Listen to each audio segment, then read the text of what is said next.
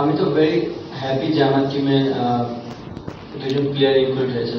Not only যে যারা এখান থেকে টিমে নাই তারা খারাপ প্লেয়ার, তারাও বাংলাদেশের জন্য অনেক অনেক কিছু করেছে এবং ওদের ভবিষ্যতে আবারও তারা হয়তো আবার কামব্যাক করবে।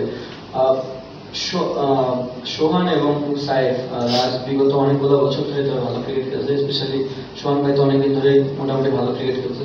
আর সাইফের যে জিনিসটা, সাইফের লাস্ট বিপিএল প্লাস জিটি এবং একটা গেম খেলে আসলো অস্ট্রেলিয়া, তার যে খেলার যে প্যাটার্নটা ছিল, এবং আমার কাছে মনে হয় আমাদের এমন একটা প্লেয়ার দরকার ছিল যে কিনা একটু অ্যাগ্রেসিভ মাইন্ডে ক্রিকেট খেলতে পারবে মিডল ওভারে অ্যান্ড এক দু ওভার যার কাছ থেকে বোলিং পাওয়া যাবে। ওই জন্যই কিন্তু সাইফের আমরা নেওয়া।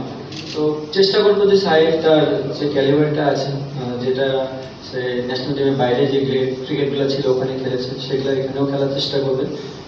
যদি তারা সুযোগ পায় আমি চেষ্টা করবো, আমি চাবো তারা যেন তাদের বেস্ট ক্রিকেটটা খেলতে পারে বাংলাদেশের জন্য। আর নট অনলি যে এক দুই ম্যাচ পরেই যে তারা বাদ পড়বে জিনিসটা এমন না। টি-20 ফরম্যাট যে কোনো সময় আপনার এগ্রেসিভ ক্রিকেট খেলার জন্য আপনি আউট হয়েই যেতে পারেন। এটা আমরা ম্যানেজমেন্ট বুঝবো যে প্লেয়ারটা কীরকম খেলার চেষ্টা করছে। যদি বুঝি যে না সে টিমের জন্য সবকিছু দিতে প্রস্তুত, অবভিয়াসলি টিম ম্যানেজমেন্ট ব্যাক করবে।